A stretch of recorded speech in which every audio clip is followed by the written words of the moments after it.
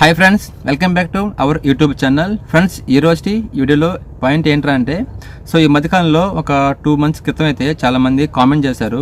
ఏమని కామెంట్ చేశారంటే, అన్న హాస్టల్ గురించి ఒక వీడియో చేయండి అని అడిగారు. అలాగే నేను కొండూరు గురించి, తడ, సులూరుపేట, బత్తవరం ఇలా అయితే హాస్టల్ గురించి అయితే చేశాను. కానీ ఇప్పుడు కాదు, దగ్గర ఒక 1 year క్రితం అయితే నేను చేయడం అయితే జరిగిందనమాట. కానీ ఈ మధ్యకాలంలో అయితే కొంతమంది అడిగారు. ఇప్పుడు నేను అడిగేది ఏంటంటే, ఎంతమందికి హాస్టల్ వీడియో కావాలో ఈ వీడియోని పూర్తిగా చూసి కింద కామెంటేషన్లో చేయండి అన్న అనేసి అడగండి. మీకు కావాలంటే నేను చేసి పెడతానమాట. ఎందుకు అడుగుతున్నానంటే, ప్రజెంట్ అయితే తడ పక్కనే బత్తలవరం అనే ఊరుందనమాట. కానీ తడకన్నా కానీ బత్తలవరం ఊరిలోనే హాస్టల్స్ అనేటివి ఎక్కువగా ఉన్నాయన్నమాట. నియర్ బై 4 జెంట్స్ హాస్టల్స్ ఉన్నాయి, అలాగే 2 or 3 వచ్చి లేడీస్ హాస్టల్స్ కూడా ఉన్నాయన్నమాట. ఓకేనా. వీటి గురించి నాకు కూడా చేద్దామనేసి అయితే ఉందన్నమాట. కాకపోతే చేసిన తర్వాత చాలామంది చూడకపోతే ఆ టైం అంతా వేస్ట్ అనమాట. నేను డ్యూటీ చేసుకుని అవి చేయాలి కాబట్టి కొంచెం టైం అనేది స్పెండ్ చేయాలి, పెట్రోల్ పోసుకుని తిరగాలన్నమాట. ఓకేనా. ఈ వీడియోని చూసిన తర్వాత ప్రతి ఒక్కరూ ఈ వీడియోని లైక్ చేయండి, అలాగే హాస్టల్ గురించి వీడియో చేయండి అనేసి కింద కామెంట్ చేయండి. ఓకేనా. ఎక్కువ మంది కామెంట్ చేస్తే నేను తప్పకుండా టైం అయినా పెట్రోల్ ఖర్చు అయినా కానీ సరే నేను తిరిగి అయితే మీకోసం అయితే చేస్తాను. నాకైతే ఎలాంటి ఇబ్బంది లేదనమాట. ఎందుకు బత్తలవరంలో ఎక్కువ హాస్టల్ పెరిగారంటే, తడలో ఏంటంటే బజార్ కాబట్టి ఇబ్బంది అనమాట. హాస్టల్స్ ఎక్కువగా పెట్టలేరు. బైక్స్ కానీ లేదా మనం తిరగడానికి కానీ కొంచెం ఇబ్బందిగా ఉంటుందన్నమాట. అంటే టౌన్ తెలిసిందే కదా. బత్తవరంకి ఆ తడకి అంటే డిస్టెన్స్ వచ్చి మనకు 2 kilometers డిస్టెన్స్ అయితే ఉంటుందన్నమాట. బత్తవరం హాస్టల్ కాడికి అన్ని కంపెనీ బస్సులు వస్తాయా అంటే, ప్రతి కంపెనీ బస్సు అయితే అక్కడికి వస్తుందన్నమాట. కాకపోతే ఒక 200 meters 300 meters నియర్ బై అయితే మనం బై వాక్ అయితే వెళ్ళి ఎక్కి రావాల్సి ఉంటుందన్నమాట కంపెనీకి. మళ్ళీ అక్కడ దిగేసి రావచ్చు అనమాట. కొన్ని కంపెనీ బస్సులు అయితే ఏకంగా హాస్టల్ దగ్గరికి వస్తాయన్నమాట. ఎగ్జాంపుల్ వచ్చి డైకిన్ బస్సు అనమాట. డైకిన్ బస్సులో అక్కడి నుంచి దగ్గర 4 buses స్టార్ట్ అవుతాయి అనమాట. స్టార్టింగ్ పిక్ చేసుకుని పోతారు అనమాట. ఇంకొన్ని కంపెనీలు ఎన్ఎస్ అట్లా కొన్ని కంపెనీలు, వాల్టాస్ కంపెనీ బస్సులు ఇవి వచ్చి డైరెక్ట్గా హాస్టల్కి వచ్చి తీసుకొని పోవడం జరుగుతుంది అనమాట. లోపలికి రాని బస్సులు కొన్ని ఉన్నాయి, కోల్గేట్ అని, ఓకేనా, ఇష్యూజ్ ఎట్టుకున్నాయి కదా, అవి అయితే లోపలికి రావాలన్నమాట. అందువేళ వస్తాయి. మనకు టైం తెలుసు కాబట్టి అక్కడికి వెళ్ళి ఎక్కి వెళ్ళాల్సి ఉంటుందన్నమాట. ఫ్రెండ్స్, ఎందుకు హాస్టల్ వీడియోస్ని చేయమని అడుగుతున్నారంటే మన ఫాలోవర్స్ కూడా మనీ అనేది ఎక్కువ ప్రయారిటీ అనమాట. శాలరీస్తో మనకి ఎంత వస్తుందో తెలియదు అనమాట. అలాగే హాస్టల్కి ఎంత పోతుందో రిమైనింగ్ అనేది ఇంటికి పంపించుకోవాలి, తర్వాత వచ్చి మన ఖర్చు కూడా పెట్టుకోవాలనేసి ఎంప్లాయీస్ వచ్చే వాళ్ళకి భయం అనమాట. ఆల్రెడీ ఎవరన్నా వచ్చిన వాళ్ళకైతే ఓకే, అర్థమై ఉంటుంది. కొత్తగా వచ్చే వాళ్ళు జెంట్స్ కావచ్చు, లేడీస్ కావచ్చు, ఇద్దరికి డౌట్ కాబట్టి ఇంకో వీడియో చేద్దాం క్లియర్గా అనేసి అయితే నేను చేస్తున్నాను అనమాట. ఇంతకుముందు నేను ఇన్ఫర్మేషన్ కనుక్కొని అని వీడియో చేశాను. కానీ ఈసారి ఏంటంటే నేను డైరెక్ట్గా వెళ్ళి ప్రతి హాస్టల్ ఫోన్ నెంబరు, అలాగే ఆ హాస్టల్ వీడియో, అలాగే వాళ్ళు ఎంత ఛార్జ్ చేస్తున్నారు, మనకి ఇచ్చే బెనిఫిట్స్ ఏంటి, ఓకేనా, ఇవన్నీ క్లియర్ కనుక్కొని ఒక వీడియో చేద్దామనేసి అయితే అనుకుంటున్నాను అనమాట. జాబ్స్ వీడియో చేస్తేనే మన ఛానల్లో ఎక్కువ మంది చూస్తున్నారు అనమాట. మిగతా ఇన్ఫర్మేషన్ వీడియో కావచ్చు, ఇలాంటి హాస్టల్ సంబంధించి అట్లాంటి విధానం చేస్తే ఏంటంటే రీచ్ అనేది రావట్లేదు అనమాట. ఒకసారి ఒక వీడియోకి రీచ్ రాకపోయిందంటే నెక్స్ట్ వీడియో మీద పడుతుంది అనమాట ఈ ఎఫెక్ట్. ఓకేనా. అది యూట్యూబ్ ప్రాబ్లం అనమాట. అది అందుకని నేను ఇలాంటి ఎక్స్ట్రా వీడియోస్ చేయాలంటే భయపడుతున్నాను అనమాట.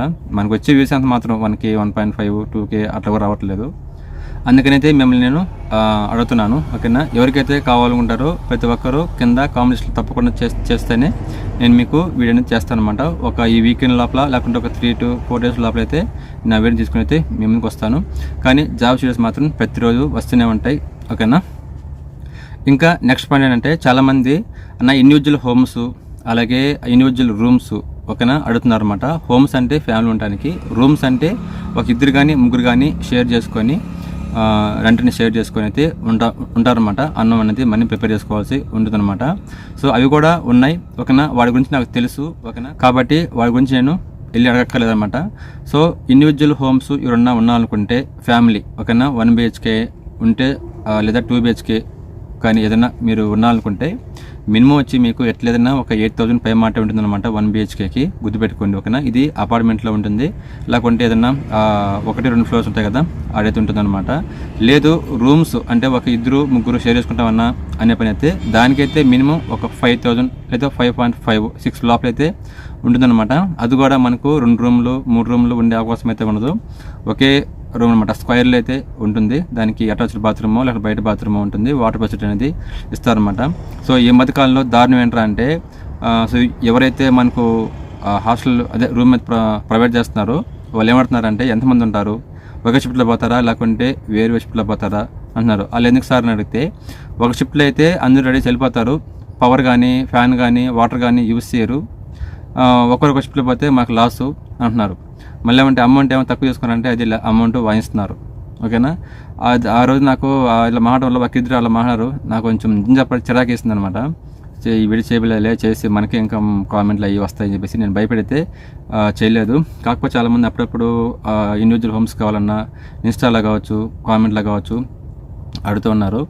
సో వాళ్ళకైతే నేను చెప్తున్నాను, మీకు హాస్టల్ కాకుండా రూమ్స్ కావచ్చు లేకుంటే ఇండివిజువల్ హోమ్స్ కావచ్చు, ఇలాగైతే మీకు ఇప్పుడు చెప్పేస్తున్నాను అనమాట. ఇది విషయం.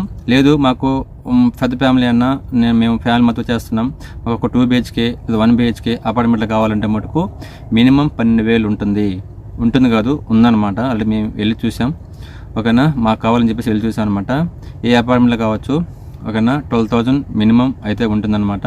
ఇది కాకుండా మళ్ళీ 1,000 రూపీస్ 500 పైన ఎంతో సంథింగ్ వచ్చి మంత్లీ మెయింటెనెన్స్ అయితే మనం కట్టాల్సి ఉంటుంది అనమాట. ఆ మెయింటెనెన్స్ అనేది డబ్బులు మనకి వెనక్కి రావు. ఓకేనా, సో అక్కడ క్లీన్ చేస్తారు కదా, సో వాళ్ళు దానికి సంబంధించి అయితే ఆ అమౌంట్ ఛార్జ్ చేస్తారనమాట. ఇంకా కరెంట్ బిల్ అనేది ఉందన్నమాట.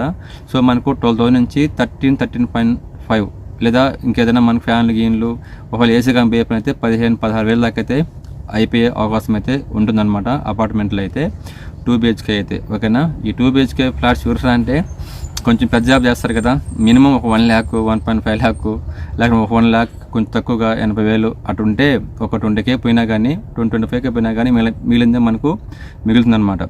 ఓకేనా, సో ఇది చాలా ఇంపార్టెంట్ వీడియో అనమాట. సో ఇక్కడ దాకా ఎవరైనా చూస్తుంటే వాళ్ళు నిజమైన ఫాలోవర్స్ అనమాట. సో ఇది విషయం ఫ్రెండ్స్. ఓకేనా, హాస్టల్ గురించి, రూమ్స్ గురించి, అలాగే ఇండివిజువల్ హోమ్స్ గురించి, అపార్ట్మెంట్ గురించి అయితే మీకు చెప్పేశాను. ఓకేనా, సో ఈ వీడియోని ఇక్కడ దాకా చూస్తుంటే ప్రతి ఒక్కరూ కింద కామెంట్ చేయండి అనమాట. అలాగే వీడియోని లైక్ చేయండి, అలాగే షేర్ కూడా చేయండి. ఓకేనా, ఇవి కాకుండా మీకు ఇంకేదన్నా కావాలంటే ఇన్ఫర్మేషన్ కావాలంటే కింద కామెంట్స్లో కూడా చెప్పండి. లేకుంటే ఇన్స్టా ఐడి ఉంది కదా, ఇన్స్టా ఐడి కన్నా కానీ మీరు నాకు కామెంట్ చేయొచ్చు. నేను మీకు పర్సనల్గా రిప్లై ఇస్తాను, లేకపోతే వీడియోని చేసన్నా మీకు పోస్ట్ చేస్తాను అనమాట. సో అందరికి ఉపయోగపడైతే నేను ఖచ్చితంగా ఆ టాపిక్ గురించి డిస్కస్ చేసి వీడియోని చేసి మీకు పోస్ట్ చేస్తాను. లేదు మీ వారికే అనుకునే పని అయితే అక్కడే మీకు రిప్లై చేస్తాను, అక్కడితో అయిపోతుంది అనమాట. ఓకేనా ఫ్రెండ్స్, ఇది ఇవాళ వీడియో అనమాట. సో అందరూ తప్పకుండా కింద కామెంట్ చేయండి, నేను పోస్ట్ కూడా పెడతాను. ఆ పోస్ట్ కూడా ఓటింగ్ అయితే వేయండి, చూద్దాం ఎంతమంది చేస్తారో, ఎంతమందికి ఇంట్రెస్ట్ అయితే ఉందో అనమాట. ఓకేనా, దీన్ని చేయడం వల్ల ముఖ్య కారణం ఏంటంటే సో ప్రైస్ అనమాట. ఓకేనా, ప్రైస్ అనేది ఎంత ఉంటుందనేది మన ఫాలోవర్స్కి డౌట్ అనమాట. మనకు వచ్చే 12-13 to 14-15K మధ్య శాలరీ వస్తుందన్నమాట. హాస్టల్కి పోయి ఇంకా మన ఖర్చులు పోయి ఇంటికి ఎంత పంపించాలి, ఎంత మిగులుతుంది అని చాలామంది భయపడితే జాబ్స్ కోసం అనేది రావట్లేదు అనమాట. సో ఆ భయం పోగొట్టి ఒక క్లారిటీ ఇద్దామనేసి నేనైతే ఈ వీడియో అయితే చేస్తున్నాను అనమాట. ఓకేనా, సో అందరికీ అర్థమైందని అనుకుంటున్నాను. సో మనం ఇంకా రేపు వీడియోలో మళ్ళీ కలుద్దాం. ఈ వీడియో నింతో ముగిస్తున్నాను. ఓకేనా, సో ఎవరైనా కొత్తగా వచ్చి చూస్తుంటే మటుకు సబ్స్క్రైబ్ మాత్రం చేసుకోక మాత్రం మర్చిపోకండి. ఓకేనా.